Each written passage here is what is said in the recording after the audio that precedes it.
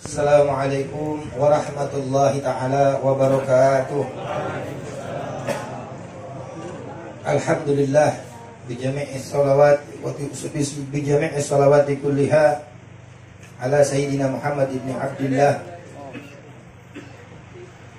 wa ala alihi wa ashabihi wa man tabi'ahu ila yaumil qiyamah wa ba'du. Rabbi shrah li sadri wa yassir li amri wahlul 'uqdatam min lisani yafqahu qawli. Alhamdulillah, puji syukur kita kepada Allah Subhanahu wa taala atas segala nikmat-nikmatnya, serta salawat dan salam semoga selalu tercurahkan kepada junjungan kita Nabi besar Muhammad sallallahu alaihi wasallam serta para sahabat, keluarga dan ahli warisnya sekalian. Yang saya hormati para habaib, para ustadz, para tokoh-tokoh agama dan tokoh-tokoh masyarakat, hadirin wal hadirat, wabil khusus sahibul bait, yang mudah-mudahan kita semua yang mengumpulkan Allah Subhanahu wa taala malam ini adalah termasuk orang-orang yang dicintai Allah, yaitu orang-orang yang selalu diberikan nikmat agama. Mudah-mudahan kita selalu dimasukkan ke dalam kelompok umat Sayyidina Muhammad SAW yang insya Allah akan mendapatkan syafaatnya di hari kemudian kelak. Amin ya rabbal alamin. Salawat dan salam semoga selalu tercurahkan kepada junjungan kita Nabi besar Muhammad SAW serta para sahabat, keluarga dan ahli warisnya sekalian. Hadirin wal hadirat yang dirahmati Allah Subhanahu wa taala. Dalam satu riwayat Nabi pernah menceritakan bahwasanya pernah malaikat Jibril datang dalam bentuk manusia kepada Nabi sallallahu alaihi wasallam. Dalam pertemuan itu ketika duduk, Jibril menyampaikan salam. Setelah menyampaikan salam, Jibril berkata, "Ya Rasulullah, ya Muhammad, saat ini Allah mengobarkan api neraka, yang dengan itu bahkan kami seluruh malaikat menjadi takut."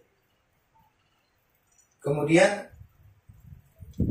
Jibril katakan, "Tapi alhamdulillah aku teringat akan engkau, sehingga aku turun ke bumi untuk menemui engkau karena aku mengharap berkah daripada bertabaruk kepadamu, karena engkau adalah sumber daripada kasih sayangnya Allah Subhanahu wa taala yang Allah turunkan." Tadi ada dibacakan di dalam doa tadi. Ittahibabi rahmatillah, pembuka daripada rahmatnya Allah Subhanahu wa taala. Jadi malaikat Jibril turun menghadap Nabi Muhammad SAW karena gundah hatinya takut dengan dahsyatnya api neraka. Kemudian Rasul SAW katakan, "Wahai Jibril, ceritakan padaku bagaimana tentang keadaan api neraka itu. Bagaimana bentuk dan model api neraka yang sudah disiapkan Allah Subhanahu wa taala." Dalam satu riwayat, di riwayat lain dikatakan Jibril juga pernah mengatakan, "Ya Rasulullah, bahwasanya Allah Subhanahu wa taala menciptakan api neraka itu. Ketika Allah pertama kali ciptakan api neraka dalam bentuk apinya yang berwarna merah menyala-nyala. Kemudian Allah panaskan selama 1000 tahun.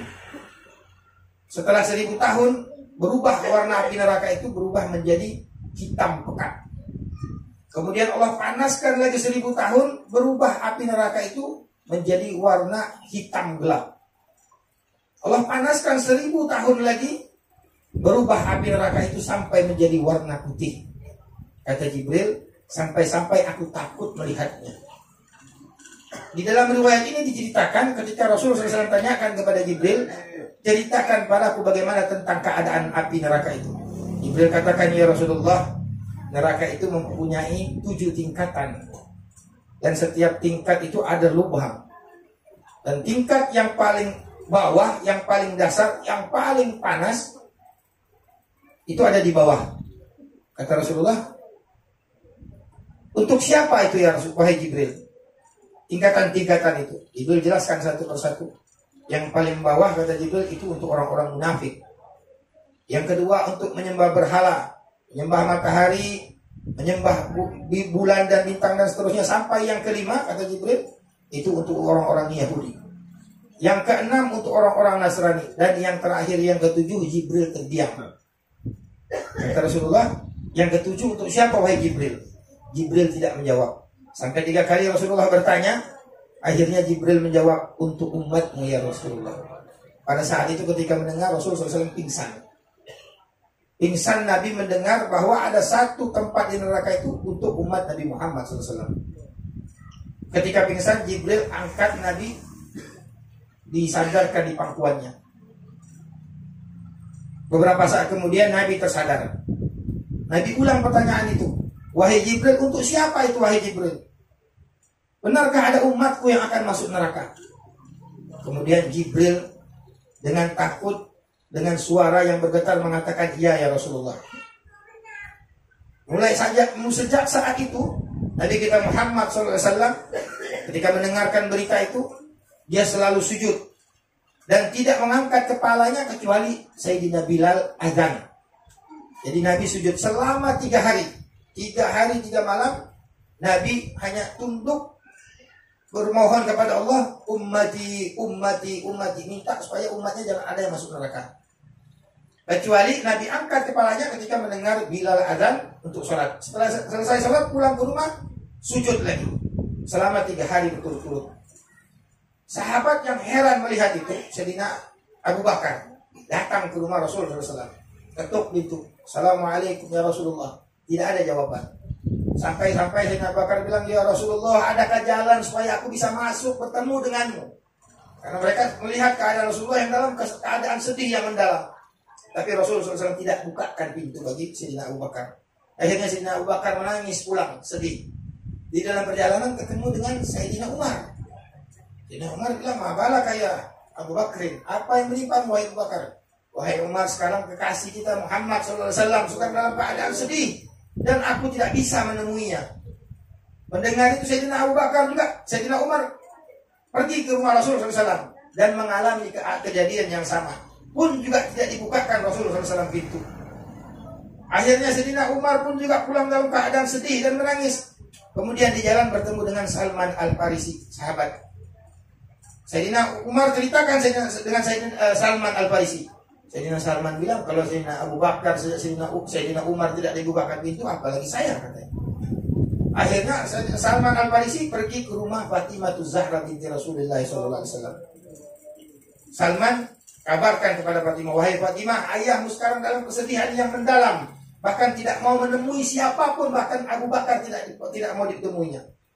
Mendengar hal itu, Fatimah datang ke rumah Rasulullah SAW, mengetuk pintu dan mengucapkan salam, assalamualaikum ya Rasulullah. Mendengar suara Fatimah Zahra, anak kesayangannya, putri kesayangannya, pada saat itu baru Rasulullah SAW mengangkat kepalanya dan membukakan pintu. Dan pada saat Fatimah melihat Rasulullah SAW, Fatimah menangis karena melihat wajah Rasulullah SAW yang dalam keadaan pucat, yang sudah 3 hari belum makan disebabkan sujud memohon Allah Subhanahu Wa Taala jangan sampai ada umatnya yang masuk di dalam neraka. Hadirin wal hadirat yang dirahmati Allah Subhanahu Wa Taala. Khulasah daripada kisah ini, seandainya kita ini mau berpikir, para malaikat itu maksud layak sunallah, mereka tidak bermaksiat kepada Allah. Itu yang pertama. Dan neraka itu Allah ciptakan bukan untuk malaikat. Tapi dahsyatnya neraka jahanam yang Allah Subhanahu Wa Taala sudah siapkan, sampai-sampai malaikat itu takut.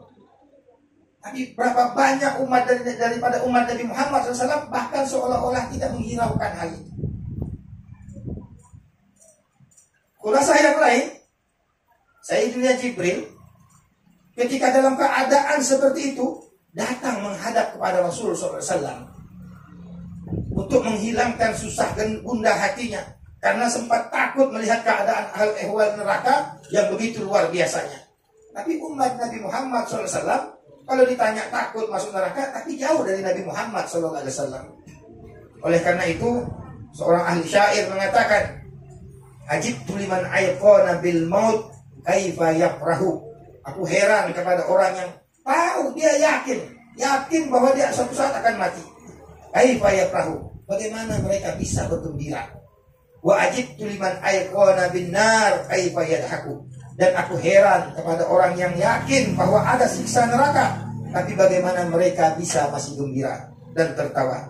Nas'alul afiyah wassalamah. Mudah-mudahan berkat perkumpulan kita ini Allah Subhanahu Wa Taala selalu memberikan hidayah dan petunjuknya bagi kita sekalian, supaya kita selalu mempersiapkan diri ini, menjadikan dunia ini benar-benar tempat persinggahan untuk kita mengambil bekal untuk menuju perjalanan yang panjang, yang pasti dan kekal abadi di akhirat. Sehingga insya Allah Subhanahu Wa Taala menyelamatkan kita dengan rahmat dan kasih sayang Allah Subhanahu wa taala melalui pintu Nabi kita Muhammad sallallahu alaihi wasallam sebagai sumber daripada kasih sayangnya Allah Subhanahu wa taala, dan mudah-mudahan Allah Subhanahu wa taala menerima semua amal ibadah kita dan selalu memasukkan kita ke dalam kelompok orang-orang yang dicintainya, yaitu orang-orang yang selalu diberikan nikmat agama sampai di akhir hayat kita, dan memasukkan kita ke dalam kelompok umat Sayyidina Muhammad yang insya Allah akan mendapatkan syafaatnya di hari kemudian kelak. Al-hadiniya wa alamana wa masyayikhina fid din, alamana wa aslafuna solihin wa alamana wa rasulillah wa ala jami'inatin solihah wa ziyadatan mahabbah bi syarafil habib Muhammadin sallallahu alaihi wasallam bi khairin wa lutfin wa afiyatin fid din wad dunya wal barzah wal akhirah wa ila hadratin nabi Mustafa Muhammadin sallallahu alaihi wa alihi wa sahbihi wa sallam bi sirril Fatihah.